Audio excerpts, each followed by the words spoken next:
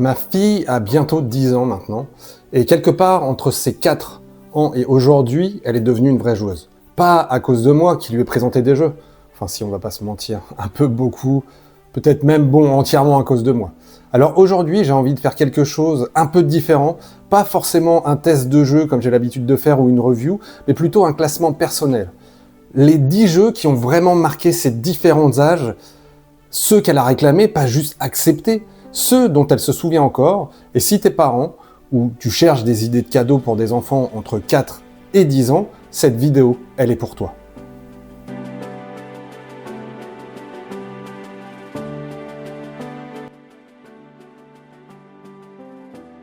On commence par le tout début, 4 ans.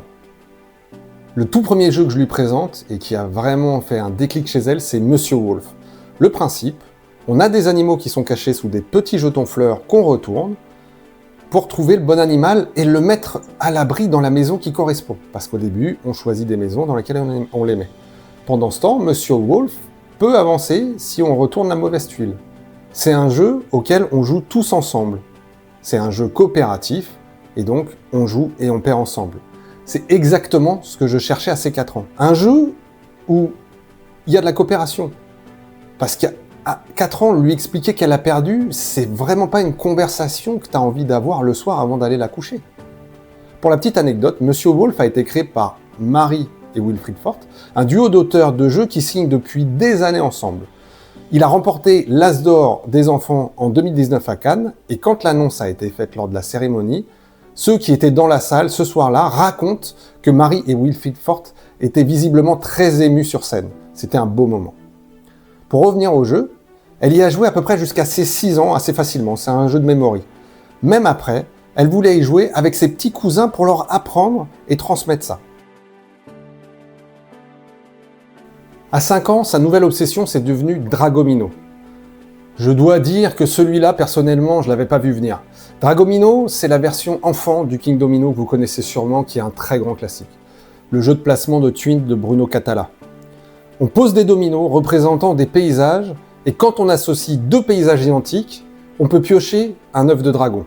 Si c'est un bébé dragon, c'est un point. Si c'est une coquille vide, t'as le droit de choisir en fait ta tuile au tour suivant, en premier. Donc c'est une petite compensation, ils aiment bien. Petite anecdote pour ce jeu, ce qui est très malin avec Dragomino, c'est que les auteurs Bruno Catala, Mary et Wilfried Forst, une fois de plus, ont mis de vraies probabilités dans le jeu. Chaque famille de paysages a 7 dragons à trouver, mais pas le même nombre d'œufs. Donc, très vite, les enfants commencent à sentir qu'il y a un moyen et des chances de trouver plus facilement un dragon dans la montagne que dans la forêt, sans calculer, juste en jouant, et ça, c'est un très bon game design pour cet âge-là. Il a décroché l'As d'or en 2021, et le Kinderspiel pareil, en 2021. En fait, il a eu une double récompense et c'est assez rare pour le mentionner. Et ma fille, du coup, dans tout ça, elle voulait encore une partie systématiquement. Le test ultime pour un jeu d'enfant de cet âge. Alors celui-là, c'est le jeu qui m'a le plus intrigué quand on l'a sorti de la boîte. Pas parce que ça ressemble à un jeu de société classique, mais ça ressemble à une installation. La colline au feu follet. C'est un plateau incliné en 3D avec des chemins sinueux dessus. T'as des figurines apprenties et des sorcières également. T'as également des billes, qui sont les feux follets. À ton tour, tu pioches une bille dans un sac, tu la laisses descendre, et quand elle touche une figurine, cette figurine avance vers la prochaine case de la couleur. L'objectif, c'est que les apprentis arrivent en bas avant les sorcières. La petite anecdote sur ce jeu, c'est qu'il a remporté le Kinderspiel en 2022. C'est le prix du meilleur jeu enfant de l'année en Allemagne, qui est l'un des marchés de société les plus importants au monde. Ses auteurs, Jan-Peter Schliemann et Bernard Weber, et la mécanique des billes sur le plateau incliné est vraiment originale. Je n'ai jamais vu ça avant dans un autre jeu. Ce qui est beau avec ce jeu, c'est que le hasard de la bille crée de la tension permanente. Et cela pour tout le monde.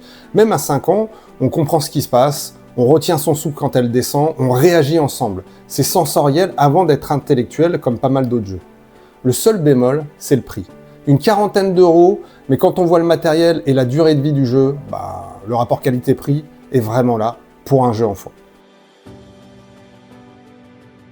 Nom d'un renard, c'est le jeu d'enquête coopérative par excellence pour les enfants. Et celui-là, il m'a vraiment surpris par les capacités de déduction que pouvaient avoir les enfants à cet âge. Le principe, on a un suspect qui est caché dans le village, qui est commun à tout le monde. Chaque joueur va commencer à jouer, il va tirer une carte secrète avec des indices sur le coupable et éventuellement certaines de ses caractéristiques. On ne peut pas montrer la carte aux autres, mais on peut répondre à des questions par oui et par non. Ensemble, on doit identifier le coupable avant que le temps manque, c'est-à-dire que quand le renard s'est enfui de la carte. Ce que j'ai adoré, c'est voir ma fille qui était capable de se tenir à sa carte secrète sans trop la dévoiler, de comprendre que les autres avaient des infos qu'elle n'avait pas forcément et d'y répondre ensemble et faire de la déduction. C'est de la logique combinatoire et c'est un jeu qui est vraiment super sympa. À partir de 6 ans, on passe à la vitesse supérieure. Le Grand Prix de Belcastel, c'est un jeu de course un peu de chevaux avec une mécanique qu'on appelle le backbuilding, la construction de sac. Concrètement, tu as un sac avec des jetons dedans, tu pioches au hasard à chaque tour et il te dicte la vitesse que tu vas avoir sur la piste. Mais au fil de la course, tu peux améliorer ce sac en ajoutant des jetons supplémentaires, plus rapides, ou en retirant certains jetons qui sont lents ou qui t'apportent des malus. Donc, tu as du hasard, mais tu as aussi une stratégie sur la compensation de ton sac. Ce jeu a été nommé à l'As d'Or en 2022, et pour moi, il mériterait plus que la nomination. C'est l'un des rares jeux qui arrive à expliquer une mécanique de gestion de ressources à un enfant qui a à peu près 6 ans, sans que ça ressemble à un cours de mathématiques. Et ça, c'est vraiment sympa. Ma fille a adoré les petits chevaux. Enfin, si on peut appeler ça des chevaux. Et moi, j'ai adoré qu'elle réfléchisse à l'optimisation de son sac à 6 ans, sans qu'elle s'en rende compte.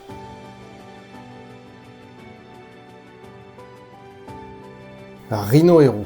Si vous connaissez pas, je sais pas vraiment comment je vais vous présenter ça. C'est un château de cartes avec un super-héros rhinocéros en bois qui grimpe dessus au fur et à mesure qu'on construit. Et des cartes façon Uno qui viennent pourrir la vie des adversaires à chaque étage. On joue depuis environ ses 5 ans avec la version de base. Et puis, on est passé à la vitesse supérieure à ses 8 ans, où on a pris le Super Battle qui ajoute d'autres super-héros, de l'interaction en plus, et des effets de cartes encore plus riches. Et une construction encore plus énorme. C'est juste parfait. L'anecdote pour ce jeu, Rhino Hero est sorti en 2011 chez ABBA. Ce qui voulait dire que les journalistes à l'époque n'avaient jamais rien vu de pareil. Tout le monde à l'époque se dit, mais d'où est venue cette idée ? Un rhinocéros héros qui escalade des immeubles en carton ? C'est le genre de pitch qui vous fait lever un sourcil et te demander ce que c'est. Jusqu'à ce qu'on joue, et là t'es converti en 3 minutes, c'est hyper rapide, le jeu est devenu une référence absolue dans les jeux d'adresse mondiales. La durée d'une partie peut faire entre 30 secondes et 10 minutes selon la solidité de la tour et votre dextérité, et c'est ça qui est génial. T'as toujours le temps pour une partie supplémentaire dès que ton enfant te dit « Allez papa, encore une autre ». Celui-là, c'est le premier jeu qui a vraiment créé une attente entre 2 sessions de jeu avec elle. Le premier jeu dont elle parlait à l'école le lendemain quand elle rentrait, Zombie Kid Evolution. Le principe de base est simple. Des zombies envahissent une école, on coopère pour les repousser et fermer les 4 portails de l'école. Une partie dure environ 15 minutes, facile à comprendre, tendue et efficace. Mais ce qui rend ce jeu vraiment spécial, c'est le mot « évolution » dans le titre. C'est un jeu qu'on appelle de type Legacy, ou plutôt un jeu évolutif, parce que le matériel ne se détruit pas. Chaque partie, tu colles un autocollant « cerveau » sur la fiche de progression, et quand on a assez, tu ouvres une enveloppe, et dedans, tu as du nouveau matériel, de nouvelles règles, de nouvelles surprises, et ça, l'enfant, il adore. La petite anecdote pour ce jeu, Zombie Kid Evolution est sorti en 2018, et c'était vraiment une première. Pour la première fois, un jeu Legacy pour enfants dès 7 ans. Avant lui, les jeux Legacy comme Pandemic Legacy, Gloomhaven, ou certains étaient étaient réservés uniquement à des adultes confirmés. Le Scorpion masqué a adapté le principe pour les plus jeunes, sans destruction de matériel, avec un rythme qui était parfaitement dosé. Il a été nommé à l'As d'Or des enfants en 2019 et depuis, il est devenu une référence incontournable. Et à chaque enveloppe ouverte, il y a ce moment magique, ces yeux qui s'écarquillent. Papa, c'est quoi ? Le gardien des saisons. C'est un jeu qui m'a le plus surpris par son ambiance. Spaceco, c'est le petit éditeur derrière Scajo, si vous connaissez ce jeu-là, a sorti quelque chose de visuellement magnifique et émotionnellement super doux. C'est un jeu d'aventure coopératif où on guide des personnages à travers 4 saisons pour accomplir des quêtes et protéger la forêt. Le gameplay mêle gestion de ressources, placement sur le plateau et prise de décision collective. Ce que j'ai adoré avec ce jeu, c'est que c'est le premier qui a vraiment demandé une planification sur plusieurs tours à l'avance. De penser, si je fais ça, qu'est-ce qui va se passer dans 2 tours? Et à 7 ans, c'est une véritable étape dans le développement cognitif de l'enfant. Et le jeu nous amène là, sans qu'on s'en rende compte. L'univers visuel aide beaucoup, il est magnifique, les illustrations sont splendides. Le genre de jeu qu'on sort juste pour regarder avant même de commencer à jouer. Captain Flip. Et je l'avais déjà présenté sur la chaîne il y a quelques temps. Mais ici, j'avais envie d'en parler du point de vue de ma fille qui avait à l'époque 8 ans. Le principe, tu recrutes des pirates sur ton navire en posant des tuiles. Chaque tuile est à double face. Tu as un personnage d'un côté et un autre de l'autre côté. Quand tu pioches, tu dois choisir, je le pose tel quel, ou je le retourne et je prends le risque d'avoir un personnage moins intéressant. C'est ce qu'on appelle le flip. Et c'est ce qui fait ici tout le cœur du jeu.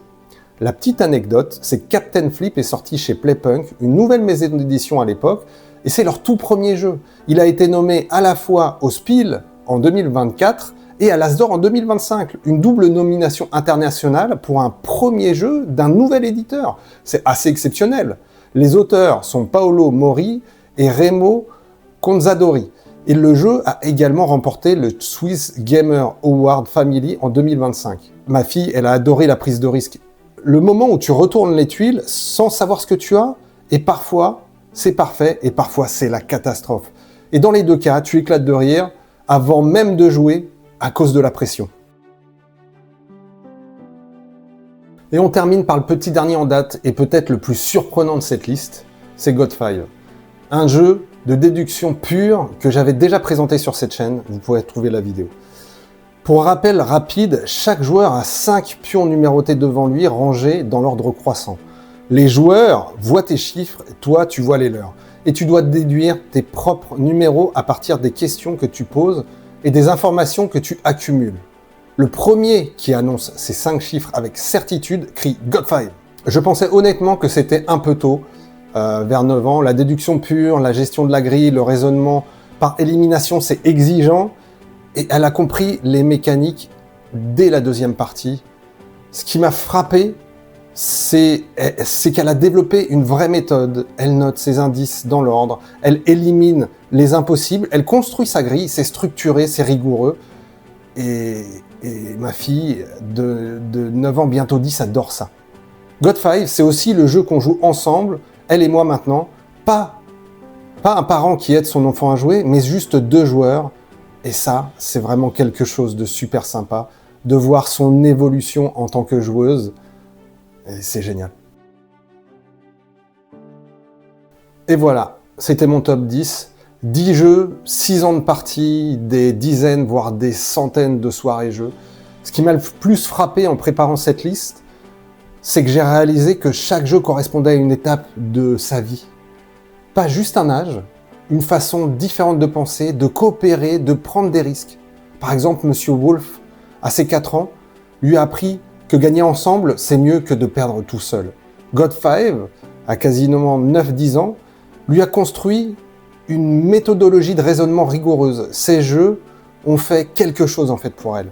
Et si t'es parent, que tu cherches des idées, prends n'importe quel jeu de cette liste, vraiment, ils ont tous été testés sur le terrain, pas dans un labo, pas dans un bureau, autour d'une table, un soir, 2 semaines, avec une enfant qui n'avait pas encore sommeil et un père qui avait une bonne excuse pour rester debout avec elle à jouer.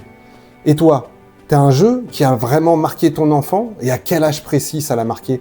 Dis-moi lequel en commentaire, je suis sincèrement curieux et ça pourrait sûrement aider d'autres parents qui vont regarder cette vidéo. Je tenais une nouvelle fois à vous remercier, vous êtes de plus en plus nombreux, vous participez aux commentaires, une vraie communauté est en train de se créer autour. C'est vraiment pour moi une énorme victoire sur justement mon partage de ce qu'est les jeux de société. Et franchement, un très grand merci à vous.